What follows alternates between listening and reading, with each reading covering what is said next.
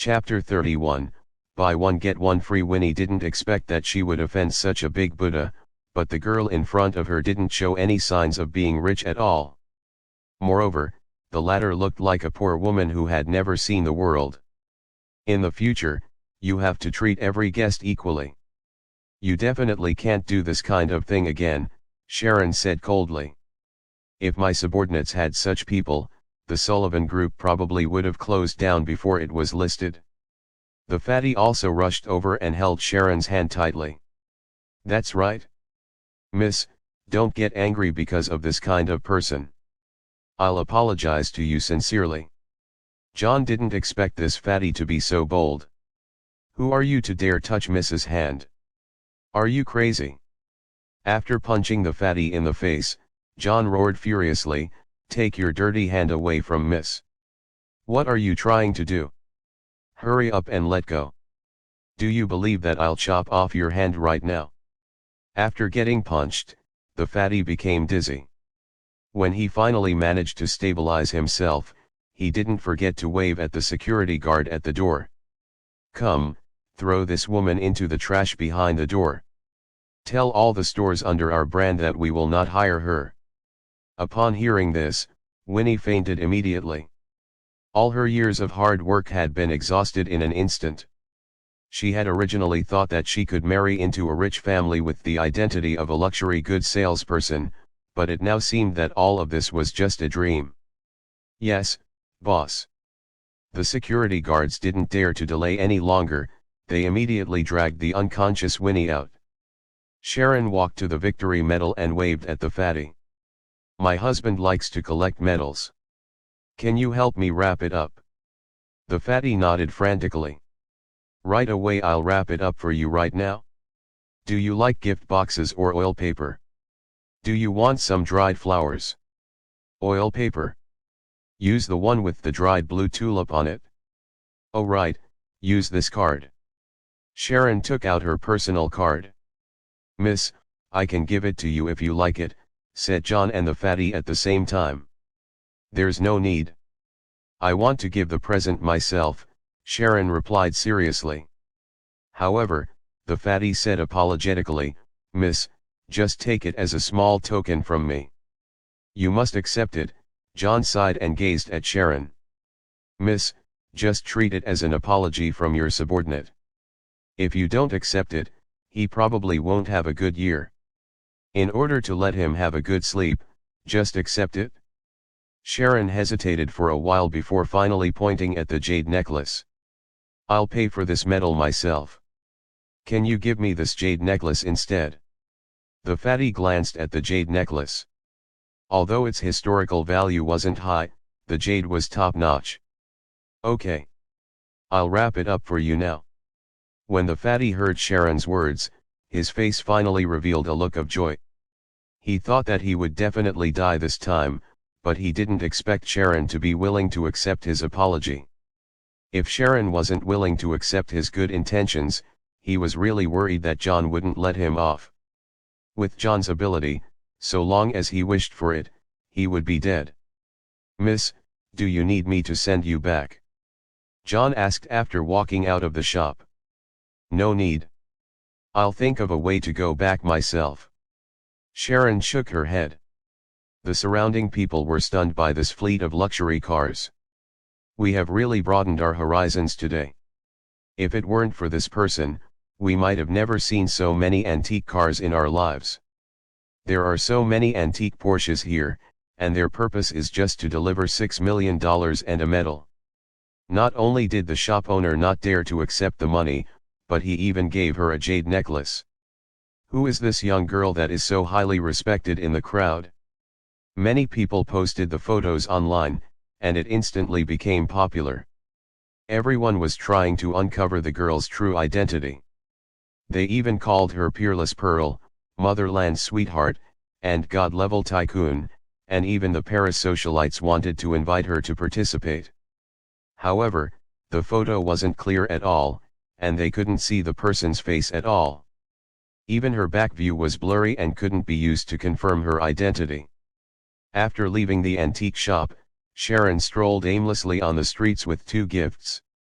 It's almost our wedding anniversary, and Wallace is probably not in the mood to prepare gifts for me. He might even be busy preparing for his wedding with Crystal.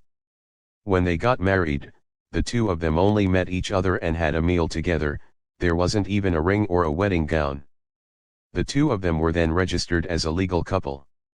Chapter 32, Encountering a classmate by chance. At the thought of this, Sharon suddenly became excited. There was one thing she had always wanted to accomplish, and that was to buy a wedding dress and wear it for her mother to see. Mr. Heiress and her mother wanted to hold a grand wedding, but as soon as they became legally married, her mother, Lynn, was hospitalized. Thus, the wedding was put on hold. After Mr. Heiress passed away, Sharon had no hope in the Heiress family. Nobody was willing to hold a wedding for her. But now that she had money, she could do whatever she wanted. When Sharon thought about buying a wedding dress, the first thing she thought of was RC's wedding packages. RC was a private Western European brand. Although it wasn't considered a big brand, it was still considered a small luxury. However, the most important thing was that her design concept really moved Sharon. When she was still in school, she had told her roommate that she would definitely customize a wedding dress unique to their family when she got married in the future. Although there weren't any complicated patterns or exquisite nail beads, it didn't mean that RC's wedding dress was worthless. On the other hand, the exquisitely cut and magnificent lace could show the elegance and beauty of the person wearing it. Surprisingly, Sharon was stopped when she stepped into the shop. "Hello, miss. Please show me your VIP card." A gentle male voice was heard as the one-on-one customization service manager extended his hand and stopped her. This made Sharon realize that such places needed membership for her to enjoy their services. "I don't have a VIP. Can I register for it now?" Sharon looked up and met the service manager's face. Then, she shouted in surprise, "Danny? Why are you here?" She didn't expect to meet her university classmate here and was a little surprised. "We're all classmates, so it's more convenient for us to get things done. Can you help me open a VIP membership? I want to order a wedding dress to take away today." After all, they were classmates. Sharon thought that since she had troubled him today, she would definitely find a way to make it up to him in the future. "Hey, Sharon. Isn't this the vice president of the student union? Why are you here?" Sharon smiled gently. "It's been so many years since we last met, but you've already become a private service manager. Very impressive." She noticed that Danny's name tag was different from others, and she was genuinely happy for her old classmate. "Vice President, you're too kind. I'm just a small leader, I'm not as good as you make me out to be. I heard that the service personnel for RC are all very capable. The requirements for this job are very high. You must have been able to reach this position because of your ability." Hearing Sharon's praise, Danny raised his head smugly and looked at the other service staff. "Did you see that? Those who like to get close to you and flatter you aren't our service targets. You must keep your eyes open to identify the guests. Don't let those with ulterior motives lower our standards." Sharon's smile froze. Did I hear what Danny just said correctly? At this moment, Danny's expression as he looked at Sharon had changed drastically. He couldn't help but say sarcastically, "Who do you think you are? Do you think that just because you want a VIP membership or order a dress here, you will get it? Do you really think that a manager like me will serve you? Vice President Sharon, you think too highly of yourself." "What do I mean? Can't you tell what I mean?" Danny curled his lips at Sharon, his tone trying to drive her away. "You don't even understand simple words. Let me tell you, it's impossible for a SL*T like you to enter RC. A woman like you isn't fit to wear our wedding dress, you can forget about it for the rest of your life." Sharon was a little surprised. She had no idea how she had offended Danny, so she asked again, "What do you mean? I look down on you. Danny suddenly retracted his smile and stared at Sharon sinisterly. I haven't liked you since we were in university. At that time, you were so poor that you ate fried potatoes and free sauce every day in the canteen. If it weren't for the fact that your results were so good and that your looks were decent, do you think you could still be the vice president? Dream on. Sharon took a deep breath and calmed herself down. I was indeed very poor at that time, but I didn't think it was embarrassing. Besides, I've never provoked you, and I didn't expect to meet you today. Why are you making things difficult for me? You didn't expect to meet me? Why do I feel like you came here to look for me on purpose? Are you thinking of me because you know that I'm now the manager of a top wedding gown design company? Let me tell you, I don't like you at all. Upon hearing his words, Sharon suddenly thought of something. In her third year of university, Danny had wooed her for 2 months. But at that time, her heart was focused only on studying to receive a scholarship, so she had rejected him many times. Chapter 33, Treat him like a fart. Besides, who doesn't know that you became the daughter-in-law of the Heiress family as soon as you graduated from university? Isn't it because your mother slept with that dead old man from the Heiress family that you were able to rise in status? Look at yourself. When Sharon heard this, her heart was instantly filled with anger. How dare you spout nonsense here? Sharon's voice instantly turned cold as if it could freeze someone. Shockingly, Danny scoffed at his old classmate and said very arrogantly, I look down on you and your mother, so what? You dare to do those things, and you don't allow me to say it. Sharon rarely got angry, but now, her ears were visibly red.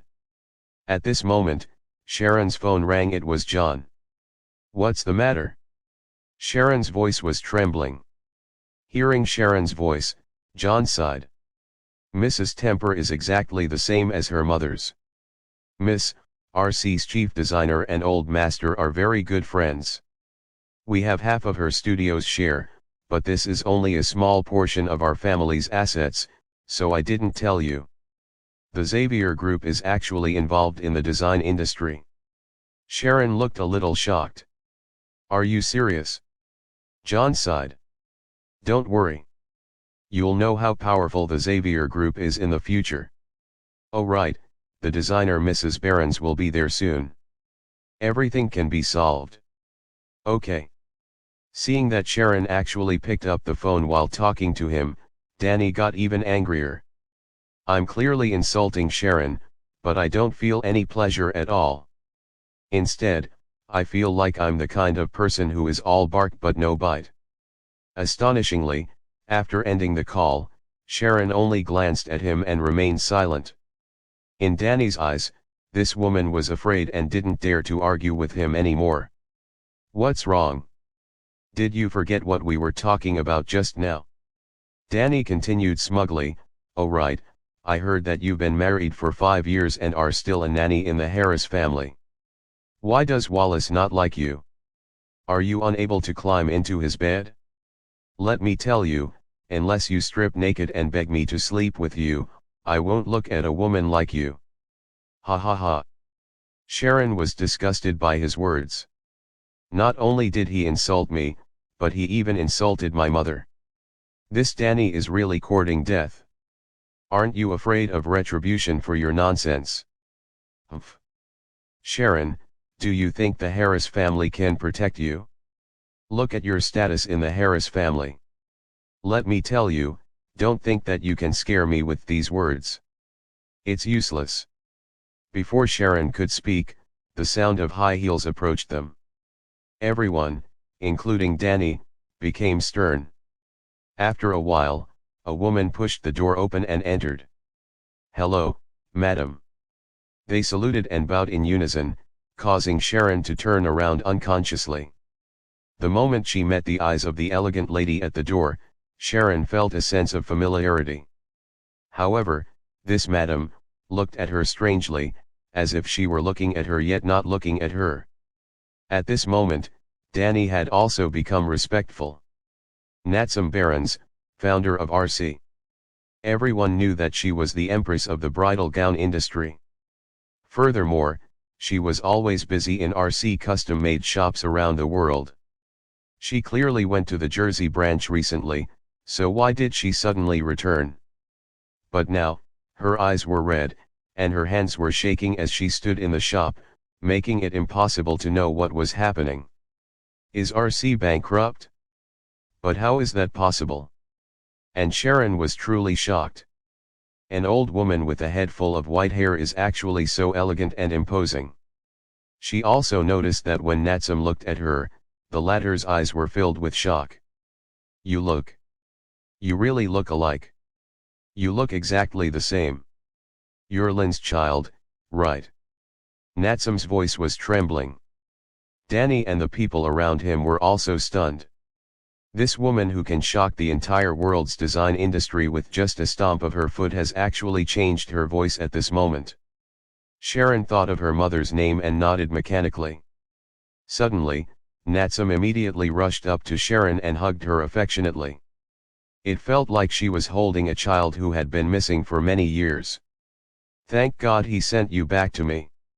Natsum held Sharon's hand affectionately, and the latter didn't struggle either. She actually had an unknowingly favorable impression of Natsum. Welcome to RC. We'll go to my office together, it's more convenient to talk there. At this moment, Danny was scared silly. He stood rooted to the ground, unable to accept this matter. He even felt that he was blind. Who exactly is this Sharon to make that evil woman treat her so well? Thinking of what he had said just now, Danny wished he could slap himself twice. He could only pray that Sharon wouldn't take offense and instead treat him like a fart and let him. Chapter 34, Kneeling for forgiveness. At the thought of this, Danny instantly put on a smile and said respectfully to Sharon, Sharon wanted to look at the wedding gown just now. It's my honor to be able to serve you. As old classmates, we can be considered to be fated. Let me introduce a few styles to you. He tried his best to flatter Sharon, hoping that she would forget what he had just done. However, he didn't expect the latter not to be a pushover. Instead, Natsum heard Danny's words and asked Sharon in surprise, Danny, are you Sharon's classmate? That's right. Danny nodded his head vigorously. Sharon and I were university classmates. She was the vice president back then, and we had a good relationship. I didn't misjudge you. You will definitely have a bright future. Natsum patted Danny's shoulder. Everyone looked at him with envy. After all, in RC, only those who were personally acknowledged by Natsum would have a chance to increase their value. With this statement, Danny's future in RC was limitless. After receiving Natsum's approval, Danny was so excited that he almost fainted. At this moment, Sharon said, Madam, do you know what my relationship with Danny is like? Sharon, just call me Aunt Natsum. Natsum looked at Sharon lovingly, as if she could satisfy all. Sharon continued, I came to RC because I wanted to order a wedding dress, but I didn't expect to meet this old classmate of mine. He humiliated my mother and me in every way, even asking me to strip naked and climb into his bed. He even asked me to get lost just because I rejected his pursuit when I was in university.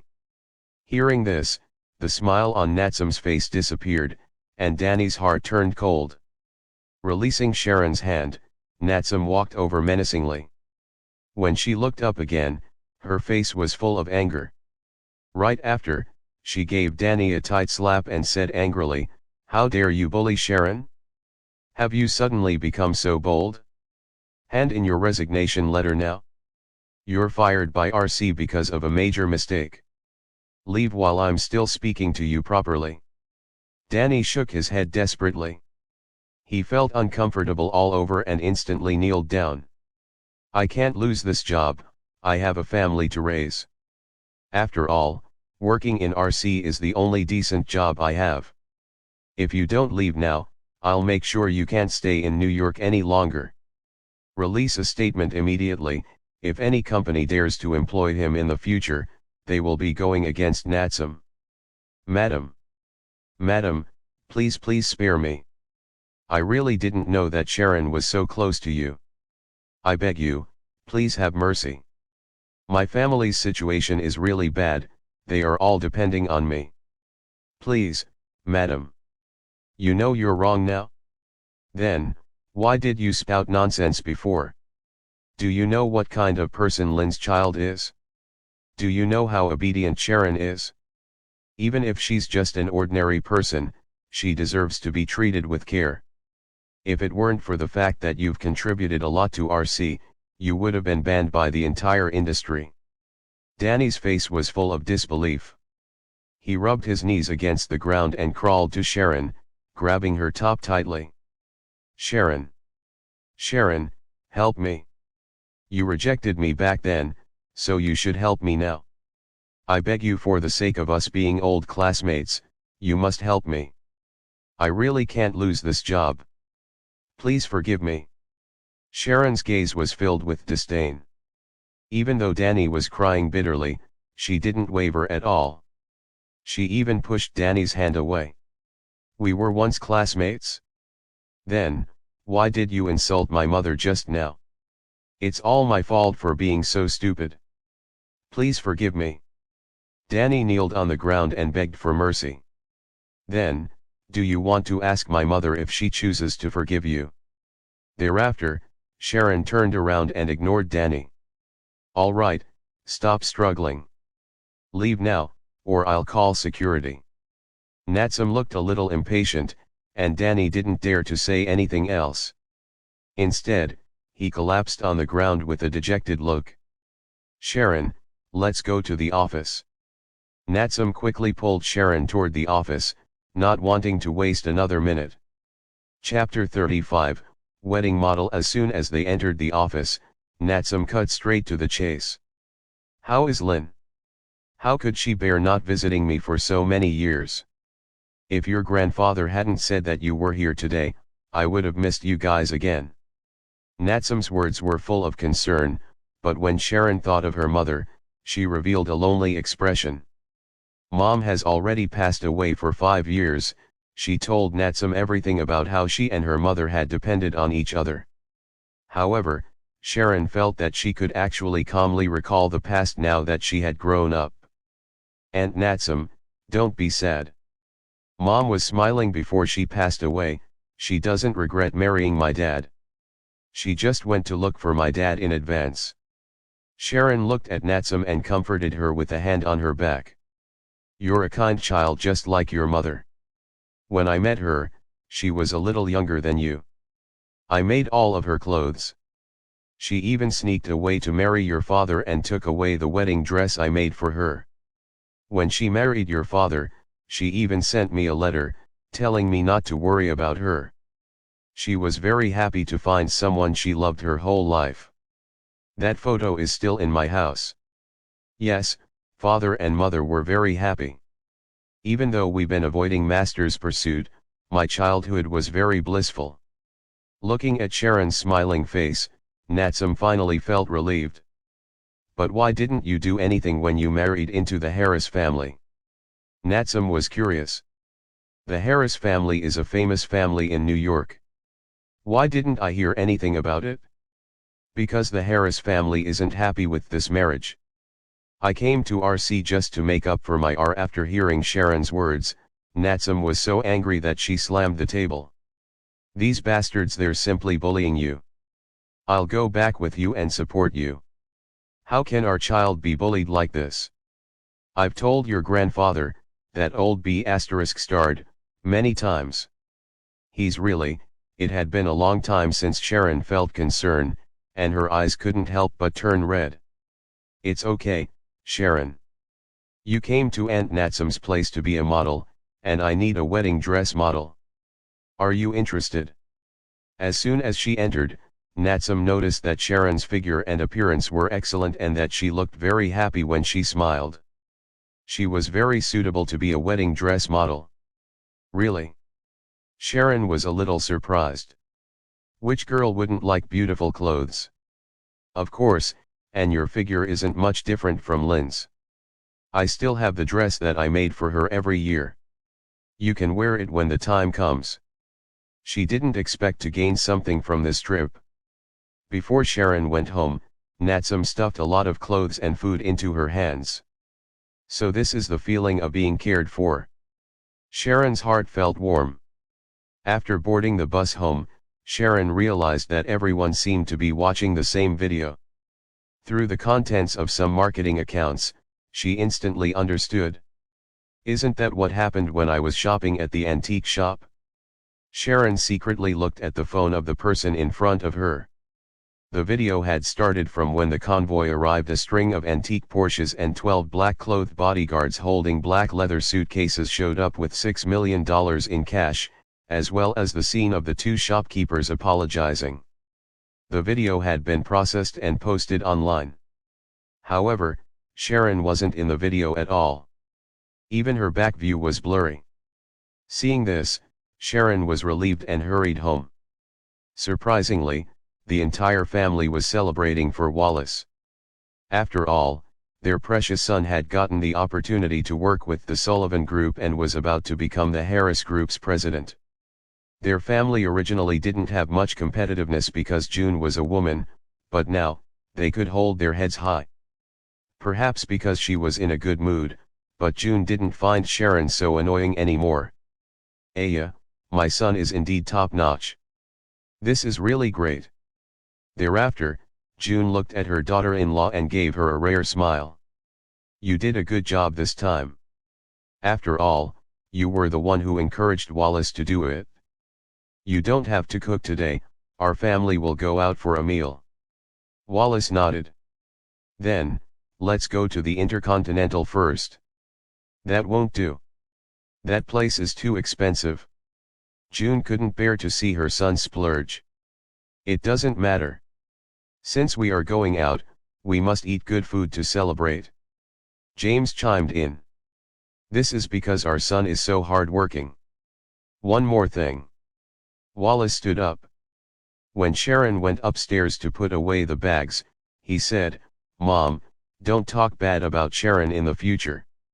She's your daughter-in-law no matter what. His family pursed their lips unhappily. She doesn't earn much, yet she still bought so many things. Fine, I'll try not to talk bad about her too much for your sake. Egret of not wearing a wedding dress. Chapter 36, The feast begins. When Wallace's family went to eat, someone was very depressed. Crystal looked at the news from the Sullivan Group, and her expression turned ugly. I thought that the Sullivan Group would never give Wallace a chance to work with them, but they actually let him win the bid. The entire $2 billion project is his now. She thought back on how she had said that she could help in front of his mother. Who would have thought that the Sullivan Group would simply ignore our request to collaborate and transfer the entire $2 billion business to the Heiress Group? Isn't this a slap to my face? When I stayed the night, I even communicated with Wallace, hoping that we could split the $2 billion project. However, I didn't expect Wallace to reject me outright. Moreover, Madame Heiress is also a strange old woman. She even complained over the phone that I didn't inform her that I helped Wallace get Sullivan's collaboration. At that time, she even suspected that Madame Heiress was trying to embarrass her on purpose because she hadn't helped Wallace at all. Furthermore, Madame Heiress indirectly asked her if she had slept with Wallace in order to collaborate with Sullivan. At that time, she was only thinking that she couldn't lose face. She didn't even hear what Madame Heiress said before she replied, yes. After all, she didn't want Madame Heiress to think that she was useless to the Heiress family. If she did, she might have to wait 800 years before she could marry into their family. Sigh. It's my fault. I didn't expect Wallace to be so successful this time. Crystal, don't worry. Grandma will definitely make it up to you in the future. I hope you can work hard. If you're pregnant, I'll get them to divorce immediately. After all, Sharon and Wallace aren't like a married couple, so it's fine even if they divorce. Hearing this, Crystal was overjoyed. I didn't expect Wallace to remain chaste for me. Back then, I broke up with Wallace and went to study abroad. When I returned to New York, I found out that Wallace was married. Surprisingly, he hasn't slept with his wife yet. Since that's the case, I can use this to sow discord between Sharon and Wallace. Right after she hung up, her brother called. Before Crystal could speak, Theo sounded anxious. "Crystal, something big has happened. The Sullivan Group cut off our electricity supply, both casinos are using backup electricity. Do you know what happened?" Crystal frowned slightly. "How would I know about this? Sullivan's actions this time are intentional. Why did it turn out like this? What have you done to offend people recently? Or did some ignorant person in the family do something? The York family was a mess. If it was something that someone else had done, she would be happy to see it. I don't know. I've barely been out for a few days seeking collaboration. How about you? It's even more impossible for me. I'm either at the Heiress family or at the company." On the other end of the line, Theo sighed. "Then, I'm afraid there's only one reason. As you know, Sullivan's CEO is newly appointed. She's probably trying to reshuffle the board and consolidate her power." Only then did Crystal come to a realization. "I think it's possible if you say so. I've contacted Tommy many times, but he kept telling me that their CEO doesn't want to see guests. I couldn't even give out the gifts I prepared." "That's right. We belong to the old faction, so it's normal for a newly appointed person like her to dislike us." Theo sounded a little nervous. "But if that's the case, it'll be difficult for us to get in touch with them. We definitely can't let anyone else in the family have the chance to get in touch with Sullivan's leadership." Crystal's eyes flickered as if she thought of something. "Brother, you don't have to worry. There's a banquet at the Heiress family tomorrow. I heard that the chairman and CEO of the Sullivan Group would be attending.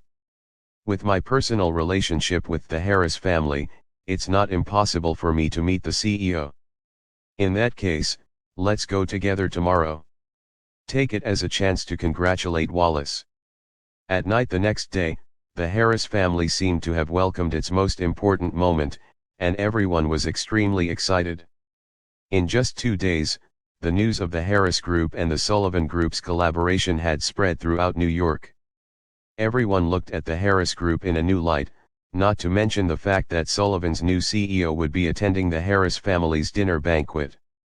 Everyone was even more certain of the Heiress family's abilities. In order not to embarrass Sharon at this banquet, June even gave her address. Just as she reached the entrance of the old residence, Sharon parked her bicycle at the side and found a Rolls-Royce parked in front of her. Immediately after, Crystal, who was dressed in a posh outfit, walked out of the car with a man who resembled her. Chapter 37, You Are Not Worthy. Very soon, a guide walked out and very solicitously greeted the York siblings. And the moment Crystal and Theo saw Sharon, the two of them simultaneously showed disdainful expressions. There was a hint of disdain in Theo's eyes. "This kind of woman is like a crow. She is completely not worthy of Wallace and can't be compared to my sister." At the thought of this, Theo glanced at Sharon and said coldly, "You're full of imitations. Aren't you afraid of embarrassing the Heiress family?" Sharon looked around and realized that she was alone. "If I remember correctly, this is our first time meeting. What does it have to do with you?" Theo couldn't help but sneer. He didn't hide the mockery on his face at all. "A trash like you definitely has nothing to do with me, but your husband has something to do with Crystal and me." Sharon chuckled. "Oh, is that so? What does it matter? Why didn't I know?" Sensing the confrontation between the two of them, the people around them slowed down to watch the show. Actually, since yesterday, there was a rumor circulating in the upper circles of New York. Everyone was saying that Wallace was able to collaborate with the Sullivan Group due to the York family's help. Moreover, Wallace and the York family's eldest daughter, Crystal, had an illicit relationship. Otherwise, even if he was a member of the Heiress Group, he only had a small start-up company. How could he possibly clinch the deal with Sullivan? Now that the York family has come knocking on their door, the rumors are probably true. Seeing that everyone had gathered around, Theo said proudly, "How do you think Wallace got the collaboration?" "Of course, it's because of his tenacity and hard work. He worked overtime until midnight every day before the bidding," Sharon said calmly. "What else can it be other than his wife being the Sullivan Group CEO?" Theo looked at Sharon with a scrutinizing gaze and revealed a half smile. "It's because of our York family. Because Crystal and I went to put in a good word for him, he was able to get the collaboration. He's my brother-in-law, do you know that? Sharon, let me tell you, someone like you doesn't deserve to stay in the Heiress family. If you know what's good for you, divorce Wallace as soon as possible. Maybe I can arrange a job for you through connections so that you won't have to worry about putting food on the table." The surrounding people had already guessed it, but now that Theo said it out loud, it still shocked everyone. The relationship between Wallace and Crystal is indeed unfathomable. It seems like we have to make plans early. After all, if the two families join forces, their future will be even worse. Because of you. When Sharon heard his shameless words, a calm and cold look appeared in her eyes. Immediately, her gaze became calm as if she had heard the biggest joke in the world. "You think you're worthy? If our York family doesn't deserve it, do you think you, Sharon, deserve it?" Crystal couldn't help but ask. Theo stood there, looking fierce and intimidating. "Look at you, you're just a piece of trash. You can't even look after your own man. Wallace is really unlucky to have married you. When he's with Crystal, everything will go smoothly. He can do whatever he wants, I can help him." Sharon looked up, her eyes unreadable. "Why? Because you're the son of the gambling king? The small companies you have? Besides, others might not know, but don't you know what Sullivan's relationship with the York Group is like now? What do you know?" After hearing Sharon's words, Theo instantly flew into a rage. His thick eyebrows revealed a fierce look, and his thick hands trembled. "What does it have to do with you? Isn't the York Group a big company with no regard for anything? You said that Wallace's company is small, but isn't the investment company you founded worthless as well? How good is it? Don't be too full of yourself, or else I'm afraid you'll go bankrupt." "Ha ha ha ha." Theo suddenly laughed sinisterly. "Who do you think you are to make my company go bankrupt?" This was the funniest thing he had heard today. "With just you? To put it nicely, I called you Sharon because of the Heiress family. If it weren't for the Heiress family, would anyone listen to what you say? You are just like your despicable mother. If it weren't for that old woman, Crystal, and Wallace wouldn't have been separated." Chapter 38, 3 Choices. The veins on Sharon's fair skin bulged. "I'll give you 3 choices now. First, apologize to my mother. Second, all the companies under your name go bankrupt. Third, Sullivan will blacklist the York Group like the Carter Group has been. Is your brain useless? Do you know how many companies I have under me? The biggest one is enough to feed you for the rest of your life. Do you think you can make me bankrupt just because you say so? And you want to tell Sullivan to do that? How much face do you have?" Theo placed his hand on his arm and spoke in a deep voice. Sharon nodded. "In that case, I'll take it as you choosing the second and third options." After saying this, she turned around and walked into the banquet hall. Astonishingly, Theo grabbed Sharon and threatened her, "Who do you think you are? You have already said everything you wanted. Do you think you're the Empress of New York?" Thereafter, Theo pushed Sharon to the ground without any gentlemanly manners. "Bitch, do you really need to say such nonsense? Since that's the case, I'll give you 3 choices as well. First, kneel down to Crystal and then divorce Wallace. Second, I'll give you to a few men to have a good time before sending you to the slums to live as a prostitute. Third, I'll inject you with drugs and let you live the life of an addict for the rest of your life." Sharon acted as if she didn't hear him. She stood up and quickly walked toward the banquet hall. "You still have 3 minutes. Are you sure you don't want to choose the first option?" Theo, who was behind her, was still clamoring loudly, and the surrounding spectators burst into cacophonous laughter. "If you don't choose, I'll make you regret it for the rest of your life." Sharon didn't hear what Theo said after that. She walked to a hidden corner in the banquet hall and called John directly. "Miss, isn't today the Heiress family's banquet? Did something happen?" "1 hour, I'll give you 1 hour. You should know the eldest son of the gambling king, Theo. The gambling king, Howard, has a good relationship with the old master of our family. As for Theo, I don't know much about him," John answered truthfully. According to his understanding, the York group was very easy to get along with. However, something must have happened between his madam and the York family. "I want all the companies under Theo to go bankrupt.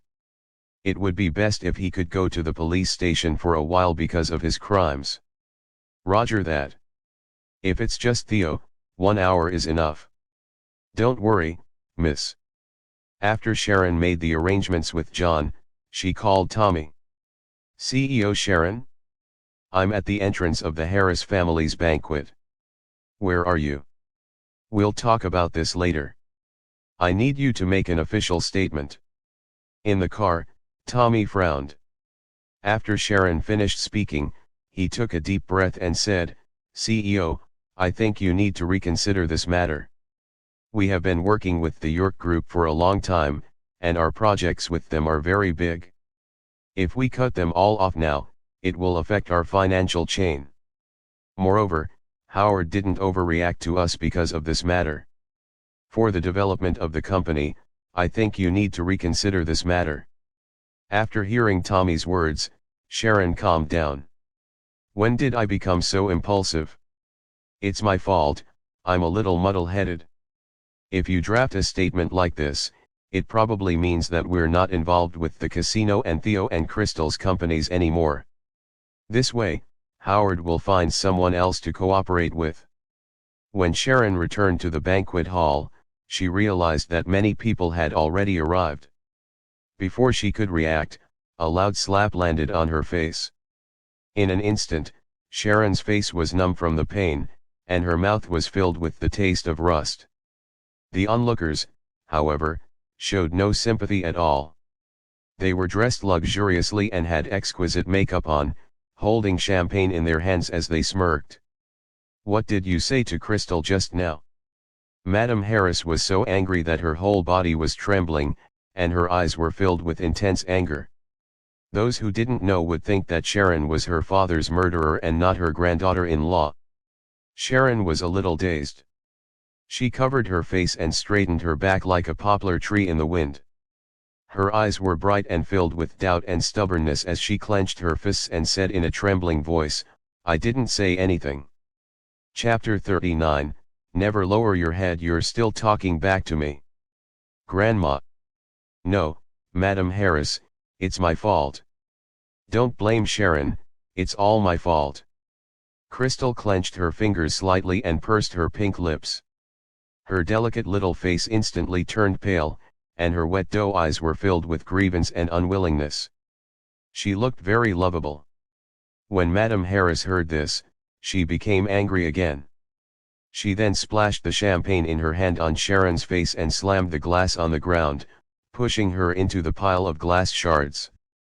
In such a public setting, Madame Heiress didn't show any mercy and slapped her granddaughter-in-law for the sake of the York family's daughter. Sharon pressed her hand on the glass shards, and blood oozed out. She couldn't help but smile, but her eyes turned red. Her heart was filled with countless grievances. She had married into the Heiress family for 5 years, but she couldn't even compare to Crystal, who had just returned to the country for half a year. Even though her family background wasn't as good as Crystal's, she had always been respectful toward her in-laws and had always treated Madame Heiress well. In the beginning, Sharon really foolishly thought that Crystal was just Wallace's playmate and even treated her as her good sister. However, she never thought that Crystal had been scheming behind her back, pretending to comfort her after getting her into trouble, all just to put on a show in front of Wallace.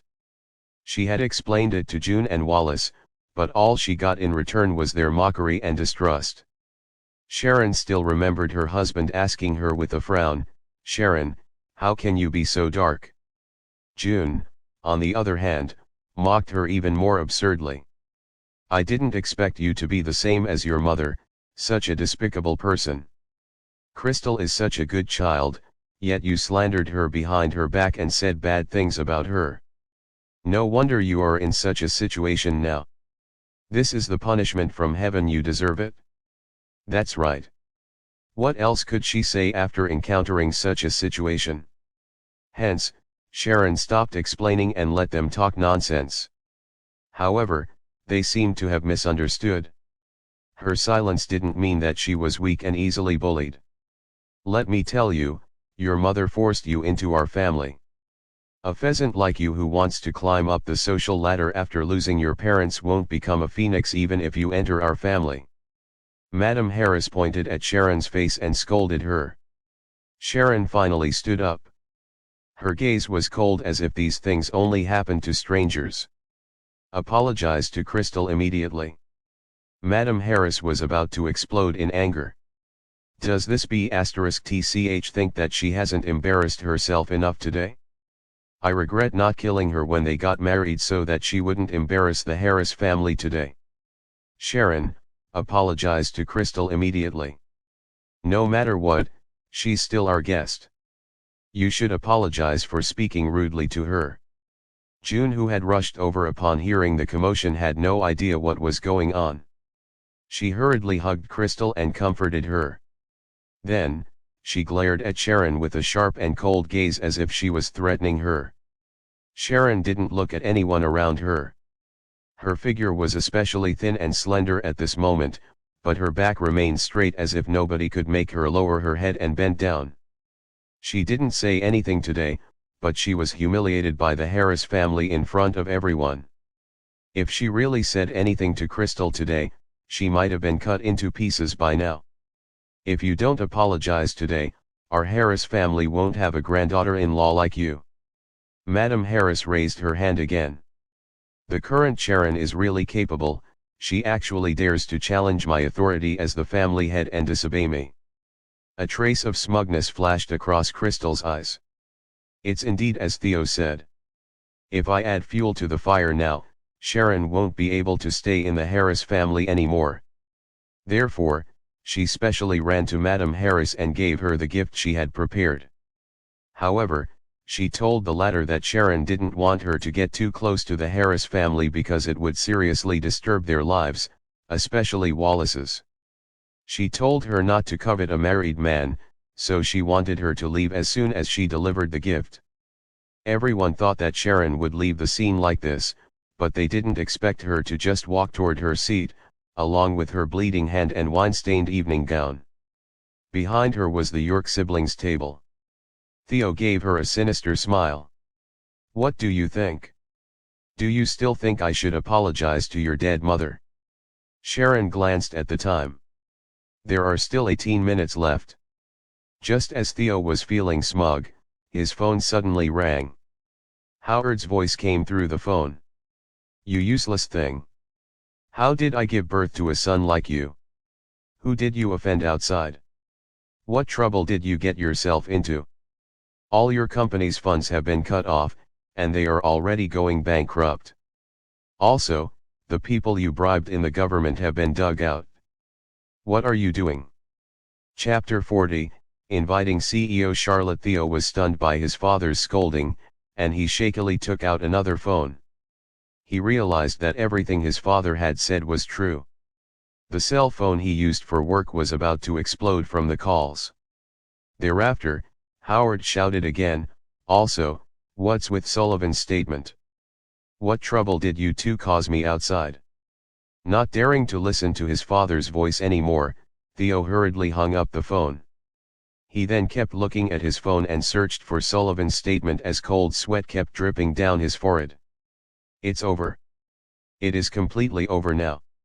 If father knows that my business has failed and that I have offended his business partners, how would he be able to trust me with the casino in the future? As Madame Heiress stood on the stairs, the spotlight lit up, and the sound of the microphone could be heard. Theo suddenly felt weak and collapsed in his seat. Brother, what's wrong? Crystal seemed to have sensed that something was wrong with her sibling. She took his phone over, and her pupils dilated instantly. It was as if she was struck by lightning. How could this be? Madame Heiress, who was on the stairs, looked around at the celebrities and was extremely excited.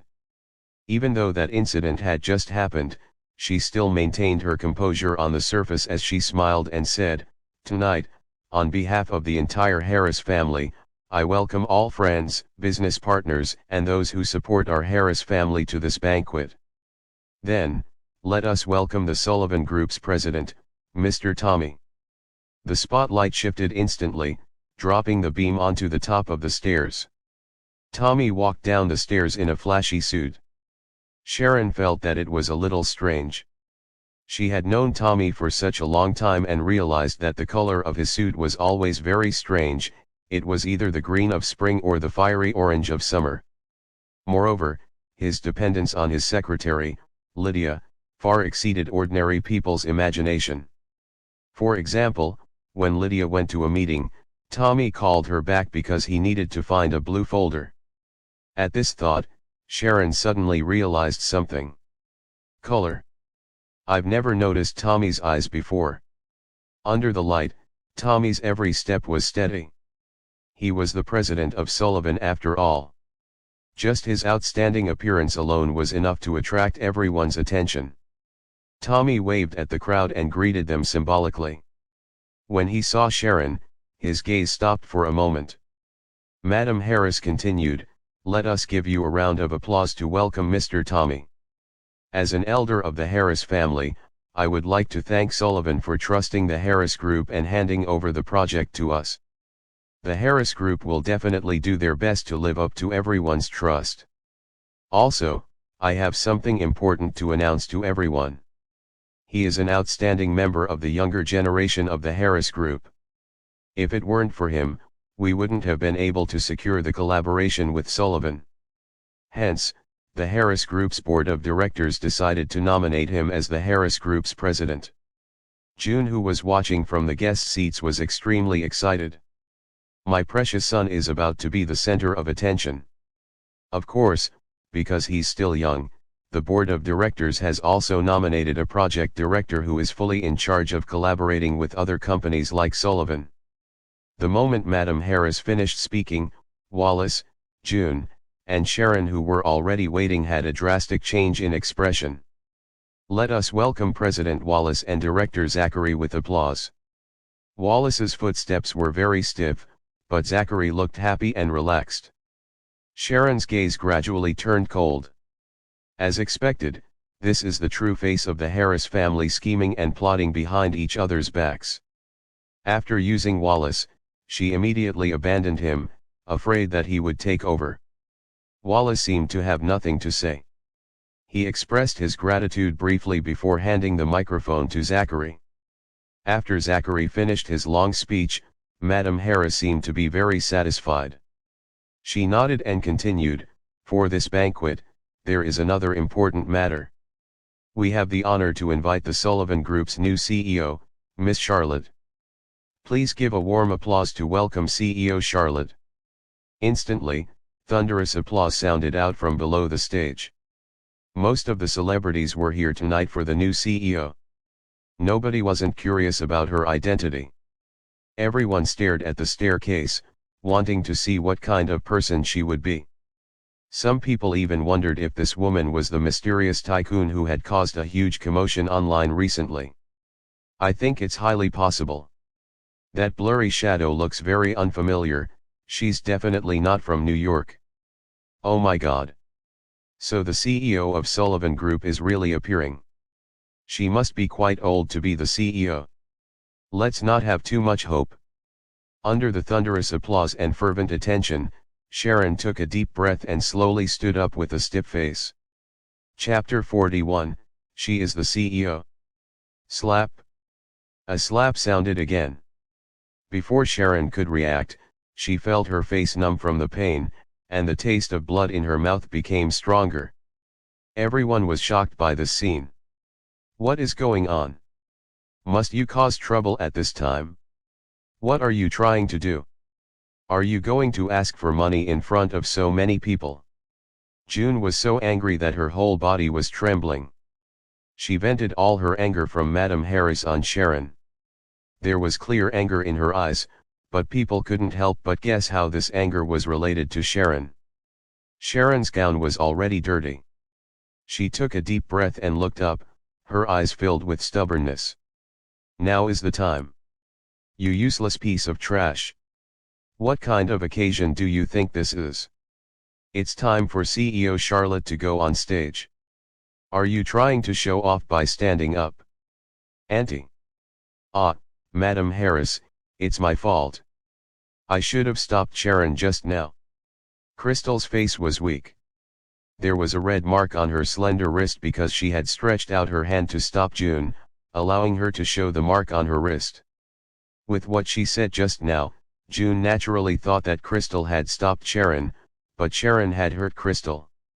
At the thought of this, June became even angrier. She slapped Sharon again, causing her to fall to the ground. In front of everyone, June pointed at Sharon's face. Now, apologize to Crystal immediately. Sharon stood up shakily as if she was about to walk toward the stairs. Unexpectedly, June pulled her back forcefully and roared fiercely, "Didn't I ask you to apologize? Sharon, hurry up and apologize to my sister. After all, this is the Heiress family's home ground. Aren't you afraid of being disrespectful to the Sullivan Group's boss?" At this moment, Theo also stood up and stood beside Crystal, protecting her. His gaze toward Sharon was sharp and cold, with a hint of smugness. At that moment, I really thought that this useless bitch was the Sullivan Group CEO. Is this the good wife that your family produced? Sharon, what are you, a piece of trash, doing? Hurry up and sit down. Zachary stood on the stairs with a gloomy expression. Today's limelight belongs to him, so why was it taken away by the First Brothers family? Sharon's gaze was very indifferent as she walked to Tommy's side step by step. Tommy ignored everyone's shocked gazes and took off his suit jacket in front of everyone to cover Sharon. Under everyone's shocked gazes, the two of them started whispering in each other's ears. Tommy nodded as he listened as if he agreed with Sharon's words. This scene stunned everyone. Who is that? That's the Sullivan Group's president, Tommy. He is a young and world-famous entrepreneur. How can a poor woman like Sharon know such a person? However, the two of them looked like they knew each other. After saying what she needed to say, Sharon ignored everyone's gazes and slowly walked out of the banquet hall. Tommy, who was left with a cold face, took the microphone from Zachary's hand. When everyone was confused, he said with contempt, "Sharon met our CEO before everyone arrived. Our CEO has a message for me to pass on to everyone." Upon hearing that Sharon wasn't Sullivan's CEO, everyone heaved a sigh of relief, especially Theo and Crystal, who couldn't hide the joy on their faces. Theo sneered and said in disdain, "It's just a chance encounter with the CEO, yet you're still trying to curry favor with her. How cheap." The people around Theo echoed him. "She's indeed a nobody. I think the Heiress family has been completely humiliated by her." At this moment, Tommy, who was on the stairs, glanced at Madame Heiress and Zachary. He revealed a contemptuous smile. "The CEO asked me to tell everyone in the Heiress family that from now on, we will proactively cancel our collaboration with the Heiress family. The contract will be cancelled before it takes effect, so you don't have to bear any responsibility. I won't disturb the members of the Heiress family from enjoying themselves. Goodbye."